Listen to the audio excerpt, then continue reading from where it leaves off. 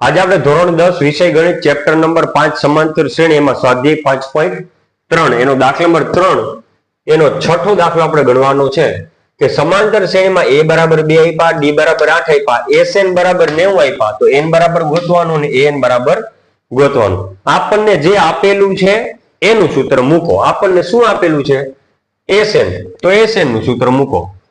sn બરાબર n ના છેદમાં 2 કૌંસમાં 2a plus n minus 1d. નાનું સૂત્ર નહીં આવે કેમ કે an આપેલું નથી. an આપેલું હોત ને તો નાનું સૂત્ર મૂકત.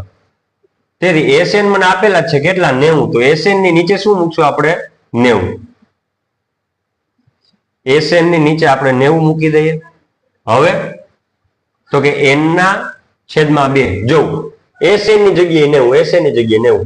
n ક્યાંય આપેલો નથી એટલે n ની જગ્યાએ n જ રાખશું. છેદમાં 2 a એટલે તો કે 2 વત્તા n એટલે તો કે નથી ખબર, એમને રાખો n માઇનસ 1. d એટલે કેટલા? તો કે 8. બરોબર.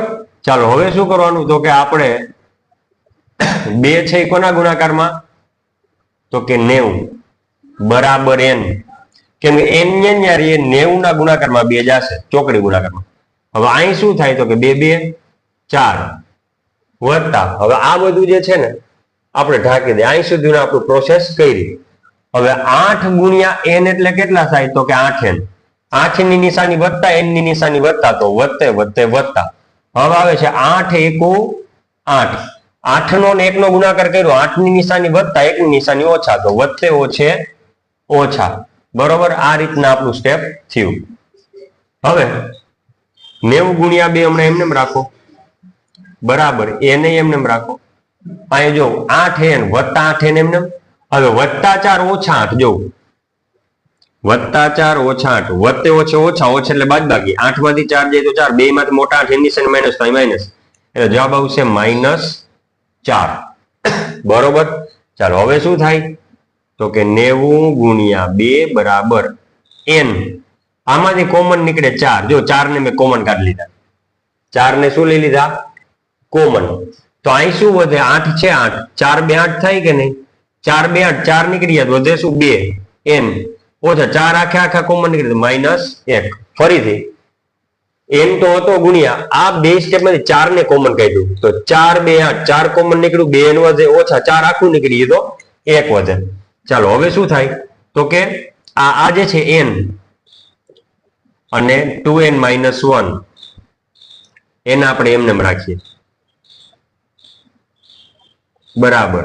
આ 4 ક્યાં જાય? તો કે છેદમાં. તો જો 90 ગુણ્યા 2 છેદમાં 4.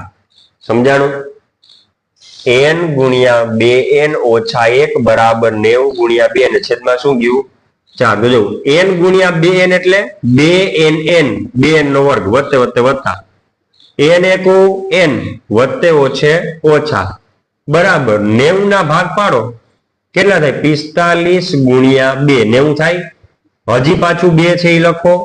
છેદમાં 4 ના ભાગ પાડો 2 2 4. ઉપર 2 નીચે 2, ઉપર 2 નીચે 2 ઉડી ગયું. તો વધશે શું? અહીંયા 2n નો વર્ગ ઓછા n અને બરાબર 45 વધશે. એક સ્ટેપ વધારો બરાબર 45. તેથી 2n નો વર્ગ ઓછા n પ્લસ 45 આ બાજુ આવે તો -45 બરાબર 0. આ જે છે ને આપણે દ્વિઘાત બહુપદી મળી. આપણે ઉપર લખીએ પાછું 2n વર્ગ ઓછા n ઓછા 45 બરાબર 0. હવે આપણે આ દાખલા આવડે. અહીં કેટલા છે? તો કે 2 છે ગુણ્યા અહીં કેટલા છે? તો કે 45. 45 2 કેટલા થાય? 90. તો એવો પાડો બોલો કે જેમાં 90 આવે અને બાદબાકી કરીને 1 આવે. તો 10 9 90, 10 9 90 અને 10 માંથી 9 જાય તો 1. ક્લિયર? ચાલો અહીંયા આપણે જે છે n લખી નાખીએ. હવે વચલું પદ લખવાનું નથી, બાકીના સ્ટેપ લખો. 2n નો વર્ગ આના બદલે શું લખો? 10n અને 9n અને છેલ્લું પદ -45 લખો. -45 બરાબર 0. જો આપણે કર્યું શું? બાદબાકી 10 માંથી 9 જાય તો 1. આપણે બાદબાકી કરી. બાદબાકી બે રીતે થાય. ઓછે વધતે ઓછા થાય અને વધતે ઓછે ઓછા થાય.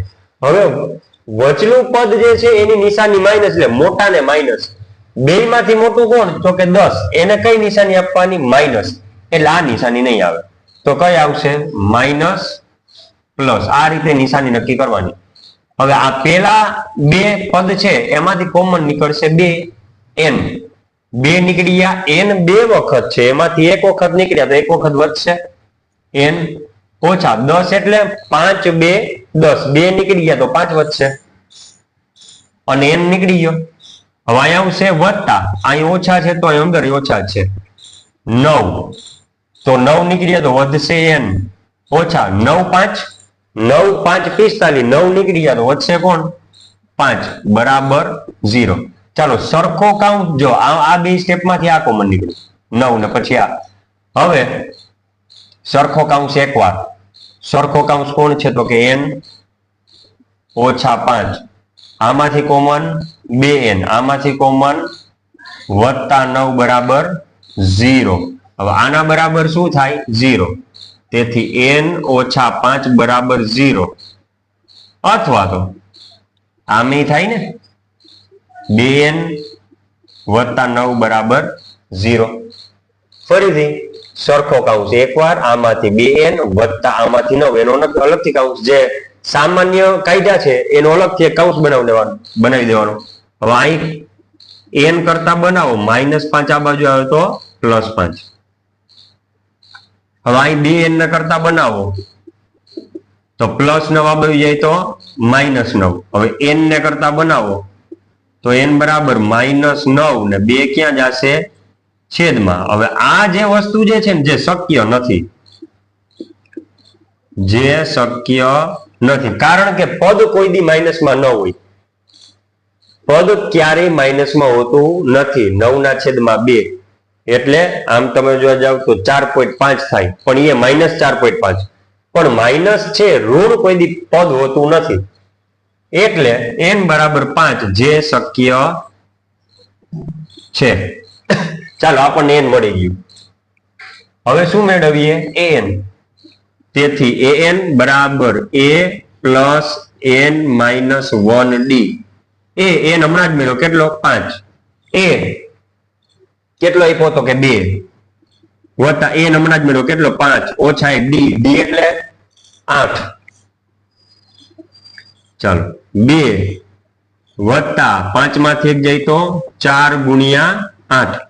2 વત્તા 5 માંથી 1 જાય તો 4 ગુણ્યા 8. કેમ કે આ બે ગુણાકારમાં છે. જો 5 માંથી 1 જાય તો 4 ને એને ગુણ્યા 8. એ બે ગુણાકારમાં છે. તો અહીં શું થાય?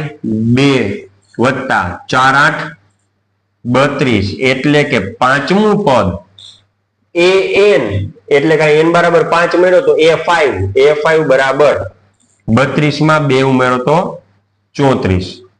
ક્લિયર? ચાલો તો આ દાખલો જે છે એમાં n બરાબર 5 જે શક્ય છે, an એટલે કે a5 બરાબર 34. તો દાખલા નંબર 3 એનો છઠ્ઠો દાખલો આપણે પૂરો કરીએ છીએ.